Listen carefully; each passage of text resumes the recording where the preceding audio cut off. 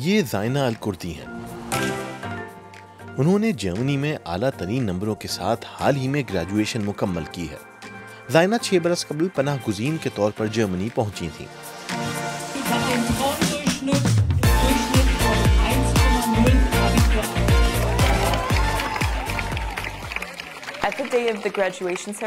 Graduation والے دن بہت سارے لوگ میرے پاس آ کر مجھے مبارکباد دے رہے تھے۔ ان میں سے کئی کو تو میں جانتی بھی نہیں تھی، پھر بھی لوگ میرے پاس آ کر مبارکباد دیتے رہے۔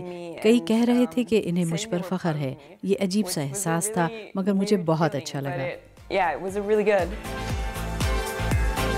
پناہ کے لیے جب زائنہ اپنے اہل خانہ کے ہمراہ جرمنی پہنچی تو ان کی عمر صرف 12 برس تھی۔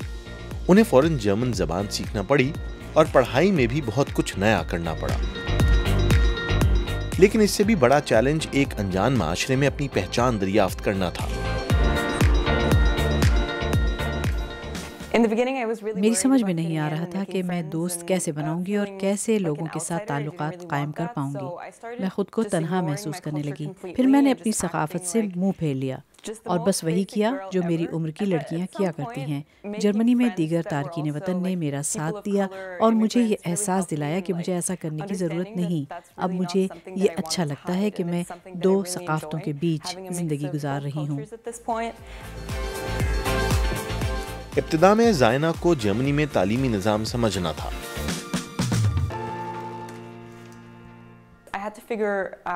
مجھے کئی چیزیں خود ہی سمجھنا پڑی، جیسے کون سے مضمون اور کون سی دیگر چیزیں حتمی نتیجے میں اہم کردار ادا کرتی ہیں، اور ایسا بھی وقت آیا کہ میں دلچسپی کھو بیٹھی کیونکہ میں کسی سے مدد بھی نہیں مانگ سکتی تھی۔ لیکن زائنہ نے ان احساسات کو خود پر حاوی نہ ہونے دیا۔ وہ کچھ حاصل کرنے کے لیے پرعزم تھیں۔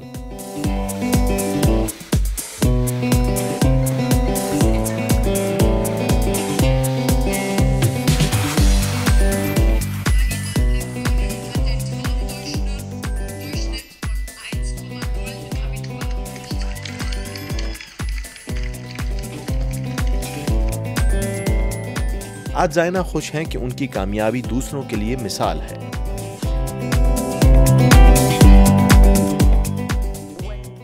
جب لوگ میری کامیابی کے بارے میں بات کرنے لگے، پھر مجھے احساس ہوا کہ یہ دوسروں کی حوصلہ افزائی کا سبب بن سکتی ہے، ایسے لوگوں کے لیے جنہیں ایک نئے معاشرے میں میری ہی طرح جگہ بنانا پڑی۔ زائنہ سائیکالوجی پڑھنا چاہتی ہیں، پھر اپنے تجربات سے دوسروں کی مدد کرنا بھی ان کا خواب ہے۔